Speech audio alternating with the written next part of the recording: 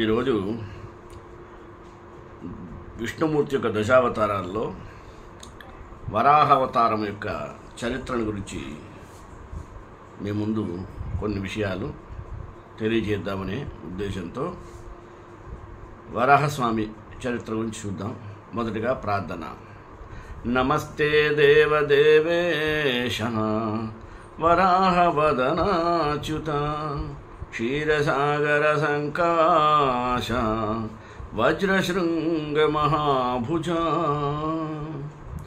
శ్రీ వరాహమూర్తి, వరాహస్వామి, భూవరాహమూర్తి, ఆదివరాహస్వామి ఇవన్నీ కూడా మహావిష్ణువు యొక్క 3వ అవతారానికి సంబంధించినటువంటివి. హిందూ పురాణాల ప్రకారం త్రిమూర్తులలో విష్ణువు లోకపాలకుడు. సాధు పరిరక్షణ కొరకు, దుష్ట శిక్షణ కొరకు ఆయన ఎన్నో అవతారాలలో యుగయుగాన అవతరిస్తాడు. అలాంటి అవతారాలలో 21 అవతారాలనగా 21 అవతారాలని చెప్పబడుతుంది. మహాలక్ష్మి సంబోధించి శ్రీపదాన్ని చేర్చి శ్రీవరాహమూర్తి అని ఈ అవతారమూర్తిని వర్ణిస్తారు. వరాహావతారం హిరణ్యాక్షుణ్ణి చంపి భూమిని ఉద్ధరించి వేదాలను కాపాడినటువంటి అవతారం. తిరుమల కొండలపై మొదట వెలిసిన స్వామి వీరే. వీరి అనుమతితోనే వెంకటేశ్వర స్వామి అక్కడ నివాసం ఏర్పరచుకున్నారు. పైగా రాక్షసుడితో భయంకరంగా యుద్ధం చేసి చక్రాయుధంతో వాడిని సంహరించి భూమాతని జలముపై నిలిచిన స్వామి, వేదాలను రాక్షసుల బారి కాపాడిన స్వామి ఆయన. ఇక భాగవత పురాణ కథ ఏం చెప్తుందంటే, మహాప్రళయం సంభవించింది. భూమి జలంలో మునిగిపోయింది. బ్రహ్మ చింతాక్రాంతుడై ఈ జగత్తు కల్పన చేశాడు. స్వయంభువ మనువు నివసించేందుకు ఆధారభూతమైనటువంటి భూమి ఇప్పుడు లేకుండా పోయిందే అని భావిస్తూ సర్వభూతాంతరాత్ముడైనటువంటి పుండరీకాక్షుని స్మరించసాగాడు. ధ్యాన నిమగ్నంలో ఉన్నటువంటి బ్రహ్మ నాసిక నుండి బొటలవేను పరిమాణమున్న వరాహంగా శ్రీహరి విశ్వంబరోద్ధారణకై జన్మించాడు. మరీచాది మునులు, మనువు కుమారులు చూస్తుండగానే క్షణం లోపల ఏనుగంత ప్రమాణం పెరిగి చూసేవారికి అద్భుత ఆశ్చర్యం కలిగించాట వరాహస్వామి. విశ్వంబరోద్ధరణ పర్వము అంటారు. ప్రళయకాలమందు ఆవరించిన దట్టమైనటువంటి మేఘ గర్జనల వంటి గుర్గురావంబులతో బ్రహ్మాండముపై పెంకు పగులునట్లుగా, దిక్కులు అదురునట్లు, ఆకాశ పొరలను చీల్చినట్లు రొప్పుచు పర్వతములను పెకలిస్తూ ముట్టి బిగించుచు ముగుముస మూరి కొనుచున్న యజ్ఞవరాహమూర్తిని బ్రహ్మదేవుడు స్తుతించాడు. దేవా, సనకసనందాదుల శాపావశాన జయ విజయులు ద్వితీయర్భాన హిరణ్యాక్ష హిరణ్యకశిపులై జన్మించారు. అయితే హిరణ్యాక్షుడు నేడు అఖిలలోక కంటకుడై చండ వేదండ శుండాదండ మండిత భుజాదండమున గదాదండము ధరించి తనను యుద్ధములో ఓడించగలవాడిని భూలోకమున గానక దేవలోకముల దేవతలను ఓడించాడు. వరుణుని దండింపబూనిన అతడు నీకు సరిహరియే. అతడిని గెలిచి రమ్మన్నాడు. హిరణ్యాక్షుడు నీకై వెదుకుచూ రసాతలమునకు వెళ్ళాడు అని బ్రహ్మ వివరించాట. మహాపర్వతమంతా పెరిగిన వరాహమూర్తి. ఆ పలుకులు విని యజ్ఞవరాహమూర్తి అను సర్వేశ్వరుడు ప్రాతర్మధ్య దిన తృతీయ సవన రూపుండు మహాప్రళయంబునందు యోగ నిద్రా వసుండయుండు కాలమందు జలములందు మునిగి భూమి రసాతల గతంబైనందున దానిని పైకి తీసుకువచ్చే ఉపాయంలో భాగంగా తాను మహాపర్వతమంత పెరిగిపోయాడు. ఆ పైన తన నిశిత కరాళక్షుర తీక్షంభులైన కుడాగ్రంబుల సముద్ర జలమును చీల్చి రసాతలమును ప్రవేశించి భూమిని సమీపించెను. ఆ జలమధ్యలో వరాహరూపుడైన శ్రీహరికి హిరణ్యాక్షుడు ఎదురయ్యాడు. అప్పుడు శ్రీహరి తన దేహకాంతితో ధనుజాధీశుడైన హిరణ్యాక్షుని శరీరపు వెలుగును హరింపజేశాడు. అంతేగాక తుది మెదళ్లకు చిక్కక కొండలను పిండి చేయుచు బ్రహ్మాండ బాండంబు పగులునట్లు కొమ్ములతో గుచ్చుచూ సప్త సముద్రములు ఇంకునట్లు బంకమట్టిని ఎగజిమ్ముచు తన కురుచ తోకను త్రిప్పుచు గుప్పించి లంఘించుచు భూమిని తవ్వి తన నిశిత దంత్రాగ్రములందు నిలిపి రాక్షసరాజు గుండెలు తల్లడినట్లు రణోత్సాహమున రంకెలు వేస్తూ ఆ వరాహమూర్తి రణానికి సిద్ధమయ్యారు. యజ్ఞవరాహ హిరణ్యాక్షుల సమరం. నిశిత శ్వేత దంతముల యొక్క వెలుగులు నింగిని వ్యాపింప రసాతలము వదిలి భయంకర వరాహావతారమున వసుంధరమును గొనిపోవుచున్న శ్రీహరిని అటు నిటు అడ్డగించుచు నిందించుచు హిరణ్యాక్షుడు విడుమని ఆక్షేపించాట. అప్పుడు యజ్ఞవరాహమూర్తి భూమిని జలములపై నిలువబెట్టి ఆధారముగా తన బలమును ఉంచి హిరణ్యాక్షునిపై సమరానికి సన్నద్ధుడాయను. హిరణ్యాక్షుడు అతి భయంకరాకారుడై గదను సారించి మాధవుని ఎదుర్కొన్నాడు. ఇరువురు అన్యోన్య జయకాంక్షలతో పరస్పర శుండాదండ ఘట్టిత మదాంద గంధ సింధుర యుగంబుల వలె రోషభీషణ చోపంబులం తలపడగా బెబ్బుల వలె అతిదర్పాతిరేకంబున నిదర్చి రంకెలు వేయు మద వృషంబుల వలె పోరాడారట. నిస్తేజుడైనటువంటి హిరణ్యాక్షుని గద శూలము శ్రీహరి ధీరత్వం ఎదుట వృథా అయ్యను. దానితో హిరణ్యాక్షుడు రోషోద్ధరుడై మాయాయుద్ధము ప్రారంభించాడు.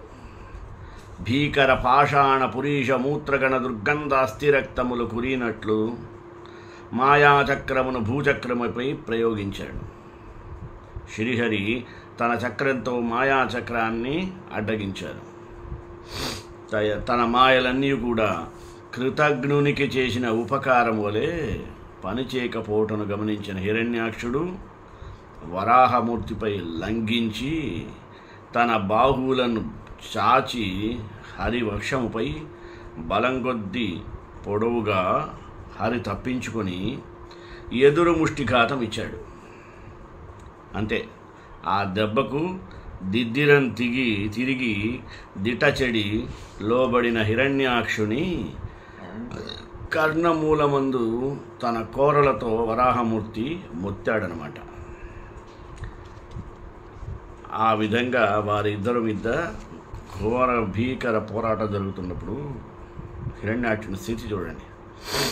ఎప్పుడైతే స్వామి ఆ కర్ణమూలమునందు తన కోరలతో మొత్తాడో అప్పుడేమైందో తెలుసా? బుడ్డ గ్రక్కుచు వెడ రూపము దాచి గ్రుడ్డు వెలి కూరక నిలంబడి పండ్లు గీటు కొనుచును విడిజంబ్రాణములు దైత్యవరుడంతన్.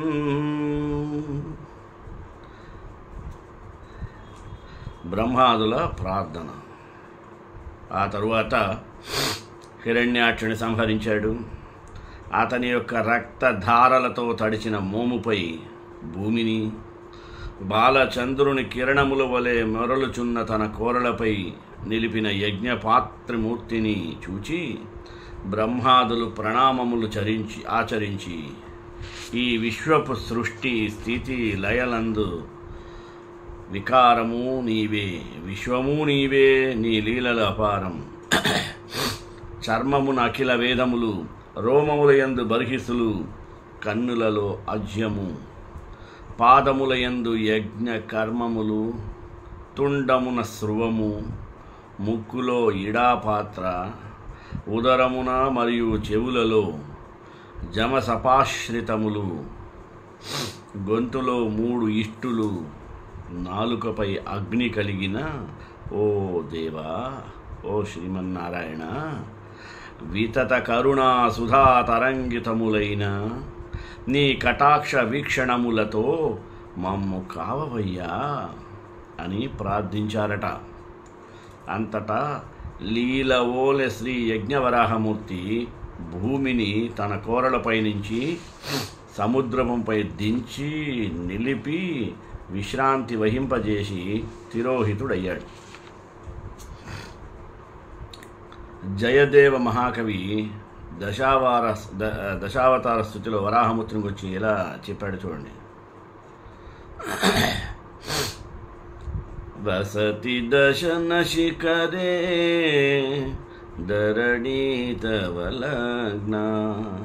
శశిని కలంక కలేవ నిమగ్న కేశవధృత శూకర రూప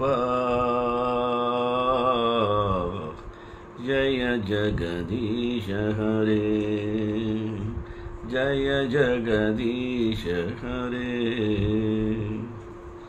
వరాహవతారమెత్తిన ఓ కేశవ, నీ కోరల మీద నిలబడి ఉన్న ఈ భూగోళం మచ్చలున్న చంద్రుని వలె ఉన్నది. సరే, ఈయనకి సంబంధించిన ఆలయాలు తిరుపతి భూవరాహమూర్తి అంటే కోనేటి గట్టున, శ్రీముష్ణం తమిళనాడు నరసింహస్వామి రవ్వలకొండ బనగానపల్లె. తిరుమల కొండలపై మొదట వెలిసిన స్వామి వీరే భూవరాహమూర్తి. వీరి యొక్క అనుమతితోనే వెంకటేశ్వరుడు అక్కడ నివాసం ఏర్పాటు చేసుకున్నాడు. రాక్షసునితో భయంకరంగా యుద్ధం చేసి చక్రాయుధంతో వారిని సంహరించి భూమాతను జలముపై నిలిపిన స్వామి వేదాలను రాక్షసుల బారి నుండి కాపాడాడు. అనంత భగవానుడు ప్రళయకాలమునందు జలమున మునిగిపోయిన భూమిని ఉద్ధరించుటకు వరాహోపం ధరించాడట. ఇంకొక రకమైన కథ. ఒకరోజు స్వయంభూమను వినయముగా చేతులు జోడించి తన తండ్రి అయిన బ్రహ్మదేవునితో ఇలా అన్నాడు. తండ్రి, మీరు సమస్త జీవులకు జన్మదాతలు, జీవమునసుకువారు. మీకు నా నమోవాకములు. నేను మిమ్మల్ని ఏ విధంగా సేవింపవలేనో ఆజ్ఞ ఇవ్వండి. మనువు మాటలు విన్నటువంటి బ్రహ్మ, పుత్ర, నీకు శుభమగ్గుగాక. నిన్ను చూసి నేను మిక్కిలి ప్రసన్నుడనైతిని. నీవు నా ఆజ్ఞను కోరావు, ఆత్మ సమర్పణను చేశావు. పుత్రులు తమ తండ్రిని ఈ విధంగానే పూజించాలి. వారు తమ తండ్రి ఆజ్ఞను ఆదరంతో పాలించాలి. నీవు ధర్మపూర్వకంగా ఈ ధరణిని పాలించు. యజ్ఞములతో శ్రీహరిని ఆరాధించు. ప్రజలను పాలించుటయే నన్ను సేవించినట్లు అని చెప్పగా మనువు అన్నాడు. పూజ్యపాద, మీ ఆజ్ఞను అవశ్యము పాటిస్తాను. అయినా సమస్త జీవులకు నివాస స్థానమైనటువంటి భూమి ప్రళయ జలమందు మునిగి ఉన్నది. కావున నేను ఏ విధముగా భూమిని పాలింపగలను అని అడిగాడు. బ్రహ్మ పృథ్వీని గురించి చింతిస్తూ దానిని ఉద్ధరించుటకు తీవ్రంగా ఆలోచించసాగాడు. అప్పుడు అకస్మాత్తుగా ముక్కు నుండి బొటన వేలు ఆకారమున వరాహ శిశువు ఉద్భవించాడు. చూస్తుండగానే అది పర్వతాకారమును దాల్చి గర్జించసాగాడు. బ్రహ్మదేవుడు భగవానుని ఘురఘురలు విని వాడిని స్తుతించసాగాడు. బ్రహ్మ స్తుతిస్తూ ఉంటేనే వరాహ భగవానుడు ప్రసన్నుడయ్యాడు. వరాహస్వామి జగత్ కళ్యాణం కొరకే ఈ జలమందు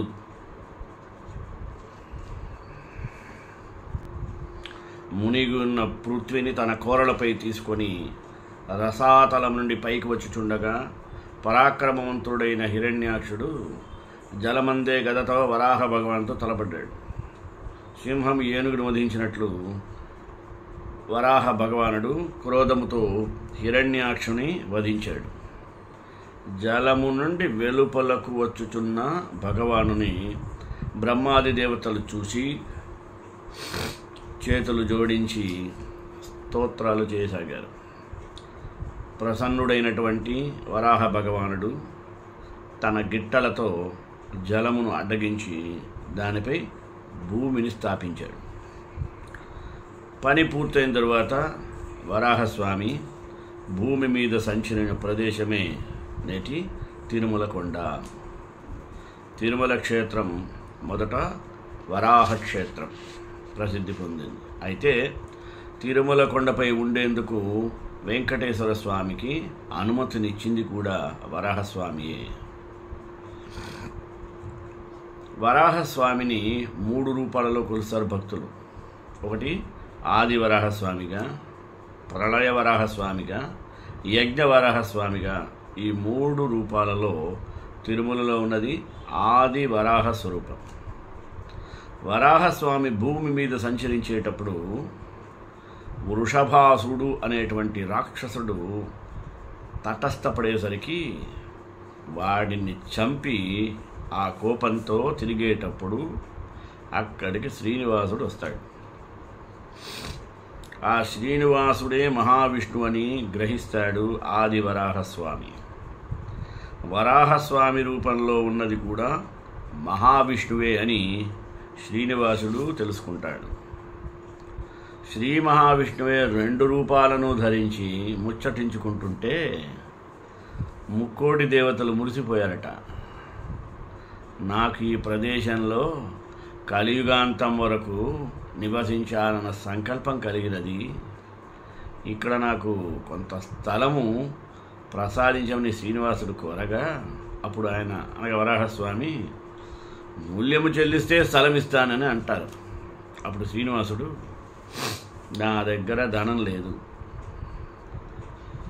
అందుకు ప్రతిగా మీరిచ్చే స్థలానికి దర్శనానికి వచ్చే భక్తుల ప్రథమ దర్శనము అలాగే ప్రథమ నైవేద్యము మీకు జరిగేటట్లు చేస్తానని చెప్తాడు. అందుకు ఆది వరాహస్వామి అంగీకరించడం జరిగింది.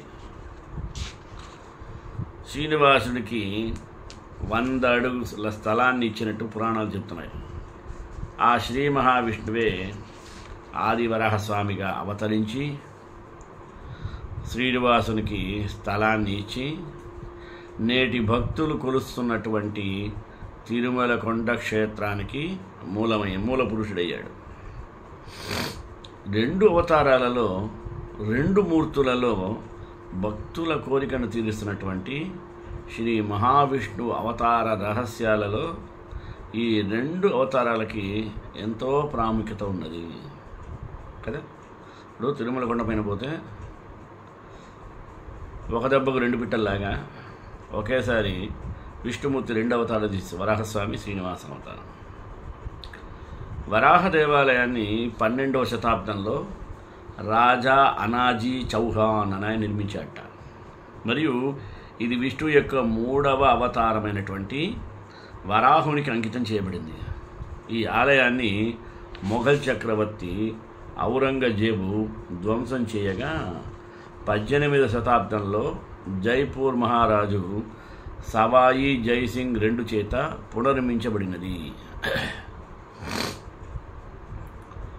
ఇక పుష్కర్లోని వరాహ దేవాలయం. ఇది పుష్కర్ బస్టాండ్ నుండి 500 మీటర్లు మరియు పుష్కర్ సరస్సు నుండి 600 మీటర్ల దూరంలో వరాహ దేవాలయం రాజస్థాన్లోని పుష్కర్ పట్టణంలో ఉన్న అతిపెద్ద మరియు పురాతన దేవాలయాల్లో ఒకటి. ఇది వైష్ణవ దేవాలయం మరియు పుష్కర్లోని ప్రసిద్ధ దేవాలయాల్లో ఒకటి. వరాహ దేవాలయాన్ని 12వ శతాబ్దంలో రాజు అయినటువంటి అనాజీ చౌహాన్ నిర్మించాడు. ఒక పురాణం ప్రకారం విష్ణువు తనను తాను అడవి పందిగా మార్చుకొని విశ్వం మొత్తాన్ని నాశనం చేయబోతున్న హిరణ్యాక్షుడనే రాక్షసుడిని చంపడానికి భూమికి వచ్చాడని చెప్పబడుతుంది. వరాహమూర్తి రాక్షసుడిని చంపి సముద్రంలోంచి భూమిని వెలికి తీసి దానిని తన దంతాలపై ఎత్తి భూదేవిని విశ్వంలో తన స్థానానికి పునరుద్ధరించాడు. పుష్కరాలలో ఎక్కువగా సందర్శించే దేవాలయాల్లో ఇది ఒకటి. ఇది పుష్కర్లోని కోటతో కూడిన అత్యంత పురాతన ఆలయంగా పరిగణించబడుతుంది. ఈ ఆలయంలోని గర్భగుడిలో 2 అడుగుల తెల్లని వరాహ విగ్రహం ఉంది. వివిధ శిల్పాలు, సొగసైన శిల్పాలు, డోర్మెన్ యొక్క జీవిత పరిమాణ విగ్రహాలు మరియు పౌరాణిక పక్షి అయినటువంటి గరుడను వర్ణించే బంగారు శైలి స్తంభాలు ఆలయం లోపల ఉన్నాయి. అష్టాదశ పురాణాల్లో వరాహ పురాణం 12వది. వరాహం దామగుల్పకం. ఈ వరాహ పురాణం శ్రీ మహావిష్ణువుకి ఎడమ చీల మండలంగా వర్ణించబడింది. 24 సహస్రాణి తత్పురాణమిహోచ్యతే అన్న వాక్యాలను బట్టి ఈ పురాణంలో మొత్తం 24,000 శ్లోకాలు ఉన్నాయట. విష్ణునాభిహితం క్షోణ్యై త్వద్వరాహముచ్యతే అన్నమాట ప్రకారం శ్రీ మహావిష్ణువు వరాహావతారాన్ని ధరించి భూదేవికి ఈ పురాణాన్ని చెప్పాడని తెలుస్తోంది. ఆ కారణంగానే ఈ పురాణానికి వరాహ పురాణం అనే పేరు వచ్చింది. ఇది దివ్య పురాణంలో మొత్తం 215 అధ్యాయాలున్నాయి. పురాణం మొత్తం అధ్యాయాలుగానే విభజింపబడుతుంది. ఇల్లు కొనడానికి భూవరాహ హోమం అని ఉంటుంది.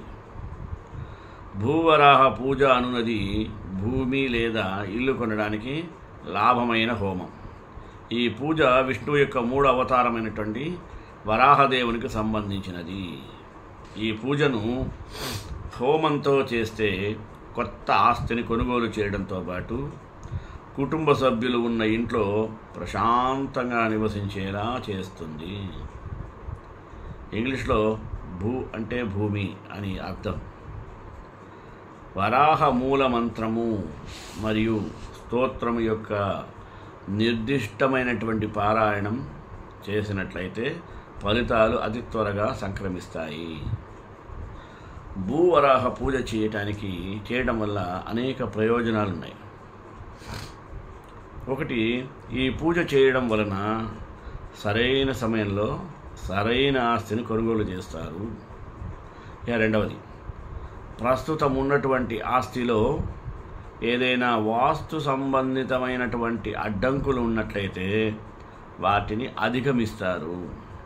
మూడవది, నిష్క్రమణ స్థలంలో ఇతరులచే ప్రేరేపించబడినటువంటి ప్రతికూల శక్తి ఏదైనా ఉందనుకోండి, దుష్టశక్తి, అలాంటివి తగ్గిస్తుంది. 4, కొత్త భవనము లేదా పునర్నిర్మాణం యొక్క నిర్మాణపు అడ్డంకులు మరియు ఆర్థిక పరిమితులు లేకుండా జరిగిపోతుంది. 5, దాని వలన అక్కడ ఆనందము మరియు శాంతి నెలకొల్పబడుతుంది. 7, ఇది న్యాయబద్ధకంగా పొందిన ఆస్తిని సంపాదించడానికి సహాయపడుతుంది. దాంట్లో ఏ సంశయము లేదు అనే దాన్ని మనకు తెలియజేస్తుంది. అలాగే ఒక వింత ఏంటంటే శ్రీముష్ణం అని ఒకటి ఉంది తమిళనాడులో. అక్కడ ఖురాన్ చదివితేనే ముందుకు కదులుతాట భూవరాహస్వామి. మనం ఇప్పుడు కొట్టుకు వస్తుంటాం హిందూ ముస్లిం పడట్లేదని. ఇది వింత వినండి, ఎంతవరకు నిజమో తెలుస్తుంది. శ్రీముష్ణంలో భూవరాహస్వామి దేవాలయానికి సంబంధించిన కథనం ఒకటి ఉంది. మహావిష్ణు వరాహ రూపంలో భూదేవిని రక్షించినట్లుగా పురాణాలు చెబుతున్నాయి. ఓకే, ఆ వరాహస్వామి స్వయంభూగా వెలిసిన పుణ్యక్షేత్రం తమిళనాడులో ఉంది. ఇక్కడ స్వామివారి శరీరం నుంచి చెందిన చెమట వల్ల ఇక్కడ ఏర్పడింది శ్రీముష్ణం. దీనిని నిత్య పుష్కరిణి అని అంటారు. ఈ పుష్కరంలో స్నానం చేస్తే సమస్త రోగాలు, ముఖ్యంగా చర్మ వ్యాధులు సమసిపోతాయని చెబుతారు. ఇక స్వామివారి బ్రహ్మోత్సవాల సమయంలో స్థానికంగా ఉన్న ఓ మసీదు వద్ద ఉత్సవమూర్తి ఆగుతారట. అక్కడ ఖురాన్ను చదివిన తరువాతనే ఉత్సవమూర్తి ముందుకు కదులుతారు. ఈ ఉత్సవంలో ముస్లిం సోదరులు కూడా పాల్గొంటారు. ఇన్ని విశిష్టతలు కలిగిన ఆ పుణ్యక్షేత్రం విశేషాలు మీ కొరకు ఆంగ్లేయుడికి కూడా శ్రీరాముడు దర్శనం ఇచ్చిన ప్రాంతం. ఈ క్షేత్రంలో కాలు పెడితే ఆంగ్లేయుడికి శ్రీరాముడు దర్శనించిన ప్రాంతం కనబడుతున్నటంలో ఏం ఆశ్చర్యము లేదు. ఈ క్షేత్రంలో కనుక కాలు పెడితే స్వయంభూగా హిందూ పురాణాలను అనుసరించి మహావిష్ణు స్వయంభుగా వెలిసిన 9 క్షేత్రాల్లో శ్రీముష్ణం ఒకటి అంటారు. ఇది తమిళనాడులోని కడలూరు జిల్లాలోని విరుదాచలానికి 19 కిలోమీటర్ల దూరంలో ఉన్న ఒక దివ్యమైనటువంటి పుణ్యక్షేత్రం. మరో పుణ్యక్షేత్రమైనది చిదంబరానికి 39 కిలోమీటర్ దూరంలో ఉంది. భూదేవిని రక్షిస్తాడు. హిరణ్యకశ్యపుడి సోదరుడైనటువంటి హిరణ్యాక్షుడు భూదేవిని సముద్రంలో ఉంచితే భూదేవి యొక్క ప్రార్థనతో కరిగిపోయిన శ్రీ మహావిష్ణువు వరాహ రూపంలో వచ్చి ఆమెను రక్షిస్తాడు. ఇక్కడ ఉన్న అమ్మవారి శ్రీముష్టంలో అంబుజవల్లి తాయారు అంటారు, ఆ పేరుతో కొలుస్తారు. విష్ణువు దశావతారాల్లో వరాహావతారం చాలా ప్రశస్తమైనది అని అందరికీ తెలిసిందే. చెమట వలన హిరణ్యాక్షుడిని యుద్ధంలో చంపిన తరువాత స్వామి ఇక్కడ స్వయంభువుగా శాలగ్రామశిలలో వెలిశాడు. ఇక యుద్ధం చేసే సమయంలో స్వామివారి శరీరం నుంచి చిందినటువంటి చెమట వలన ఇక్కడ పుష్కరిణి ఏర్పడిందని, దీని నిత్య పుష్కరిణి అని అంటారు. 2 కన్నుల నుంచి అదే విధంగా స్వామివారి 2 కన్నుల తులసి అశ్వత్థ వృక్షం ఏర్పడినట్లుగా స్థల పురాణం వివరిస్తుంది. నిత్య పుష్కరంలో ఎవరైనా స్నానం చేస్తే చర్మ రోగాలు పూర్తిగా సమతిపోతాయని చెప్తారు. సంతానం అదేవిధంగా అశ్వత్థ వృక్షాన్ని పూజిస్తే సంతానం లేని వారికి త్వరగా పిల్లలు పుడతారని నమ్మకం. ముఖ్యంగా పుష్కరిణిలో స్నానం చేసి అశ్వత్థ వృక్షం క్రింద గాయత్రి మంత్రం జపిస్తే చనిపోయిన తరువాత స్వర్గప్రాప్తి లభిస్తుందని పురాణాల్లో చెప్పబడినది. ముఖం దక్షిణ దిశగా స్వామివారి విగ్రహం చిన్నదిగా ఉంటుంది. ఇక్కడ స్వామివారి శరీరం పశ్చిమముఖంగా ఉండగా ముఖం మాత్రం దక్షిణ వైపు ఉంటుంది. నడుముపై చెయ్యి హిరణ్యాక్షుడు తన ఆఖరి గడియల్లో స్వామివారిని తన వైపు చూడమని ప్రార్థించాడు. అందువల్లనే స్వామి శరీరం పడమర వైపు ఉంటుంది. స్వామివారు నడుముపై చేయి పట్టుకొని గంభీరంగా కనిపిస్తాడు. అందమైన రూపంలో ఇక్కడ వెలిసిన అంబుజవల్లి అమ్మవారికి స్వామివారిని అందమైన రూపంలో చూడాలని కోరుకుంటుంది. దీనితో స్వామివారు శంఖ చక్రాలను కలిగి అందమైన నారాయణుడి రూపంలో వెలిశాడు. ఇక భూవరాహ స్వామి యొక్క మంత్రం: భూవరాహాయ ధరణి ఉద్ధరకాయ నమః, భూవరాహాయ ధరణి ఉద్ధారకాయ నమః, భూవరాహాయ ధరణి ఉద్ధారకాయ నమః. ఫలితం: ఈ మంత్రం చాలా శక్తివంతమైన వరాహ మూలమంత్రం. భూమికి సంబంధించిన సమస్యలు తగాదాలు మటుకే కాదు, భూమిని కొనాలి అనుకునే వారికి కూడా ఈ మంత్రం నిత్యం జపించడం వలన చాలా త్వరగా సమస్యల పరిష్కారం అవుతుంది. కొందరికి కుటుంబంలో పిల్లలే పెద్ద సమస్యగా ఉంటారు. అంటే చదవకుండా చెడు సహవాసాలు, తగాదాలు తేవడం, చెడు అలవాటు, తల్లిదండ్రులను ఎదిరించడం, బాధించడం, వారి భవిష్యత్తుకు ఒక మంచి మార్గం దొరకకపోవడం వంటివి తల్లిదండ్రులకు చాలా బాధించే సమస్యలు. అటువంటి తల్లిదండ్రులు వరాహస్వామికి, భూదేవికి నమస్కరించి వారి సంతానంలో ఎవరి వలన ఇబ్బందిగా ఉందో వారి పేరుతో ఈ మూలమంత్రాన్ని నిత్యం జపిస్తూ ఉండాలి. పరమశాంతి స్వరూపిణి అయినటువంటి భూదేవి భూరక్షకుడు, దుష్ట శిక్షకుడు, మహాఉగ్ర రూపంలో చెడును సంహరించే వరాహస్వామి మీ పిల్లలను వారి సంతానంగా భావించి రక్షిస్తారు. ఆస్తిని కొనాలనుకునే వారు ఈ మంత్రం 108 సార్లు జపిస్తే సాధ్యపడుతుంది. శ్రీమద్ రామానుజాచార్యులు వారు వరాహస్వామికి ఒక ఉత్సవమూర్తిని తయారు చేయించి ప్రతిష్ఠించారు. ఆ మూర్తికే అధ్యయనోత్సవం, వరాహ జయంతి ఉత్సవాలు జరిపారు. తిరుమలలో వరాహస్వామి వెలిసిన అశ్వయుజ శ్రావణ నక్షత్రం రోజున ఘనవైభవంగా ఉత్సవం జరిపారు. ఈనాటికి ఆ ఉత్సవాలు తిరుమలలో ఘనవైభవంగా జరుగుతున్నాయి. అట్టి వరాహస్వామి మనందరినీ ఆచరించగా తెలియజేస్తూ श्रीकांताय कल्याण नदे नदेद्रां श्रीवेंकटनिवासाय श्रीनिवासाय मंगलम मंगलाशासनपरेर्मदाचार्य प्रोगमैः सर्वैष पुरोहिराचार्य सत्कृतायास्तु मंगलम्।